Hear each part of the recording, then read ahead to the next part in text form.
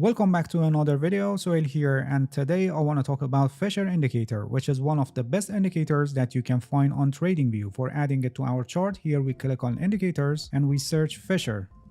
This one, Fisher Transform, which is a built-in indicator on TradingView platform.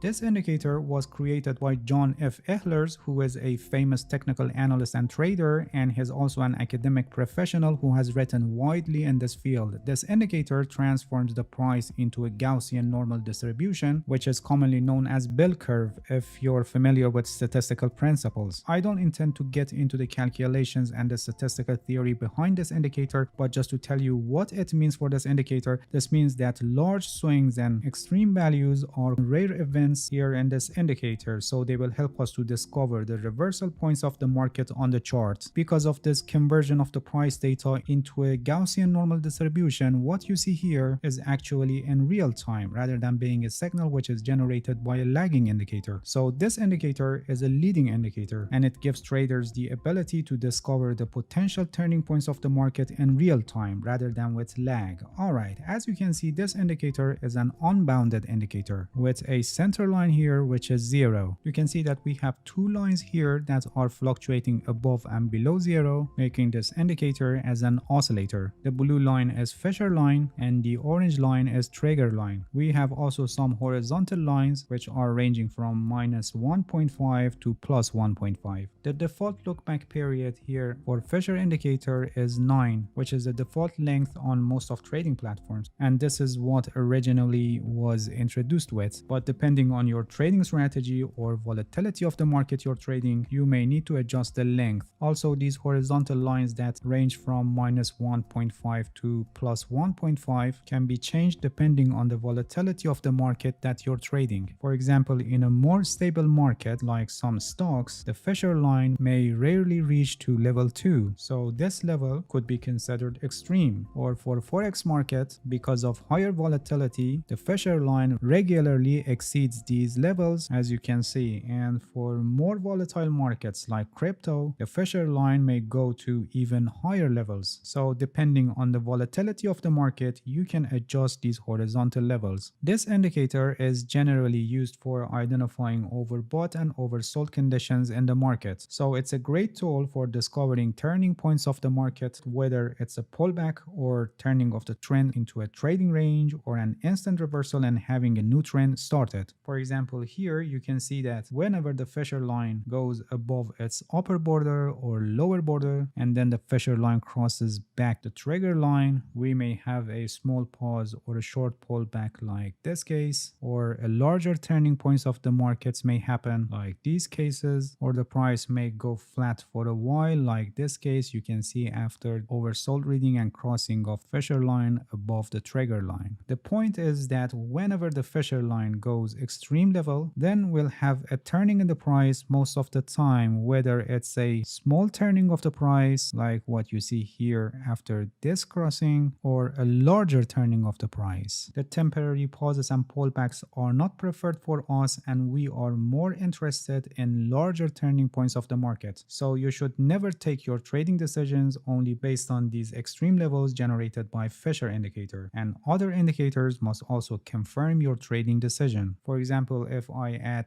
MACD to this chart, this one, you can see that whenever the overbought or oversold signals of Fisher indicator coincides with MACD line and signal line crossovers, we have better results. But in times that they don't agree with each other, they're just a temporary pause or short pullbacks in the market. This was just an example to show you how this indicator must be used in practice, and you must never use this indicator alone for taking your trading decisions. A much better signal that we can get from Fisher indicator is divergence. For example, here you can see that the price made lower low, but Fisher line made higher low, and this shows that the downside momentum is weakening and the upside momentum is gaining strength. Please pay attention that divergences also not 100% guaranteed signals, and after that we may not get the result instantly. For example, here you can see that the price made lower low and Fisher line made higher low, but after that the price declined a little bit more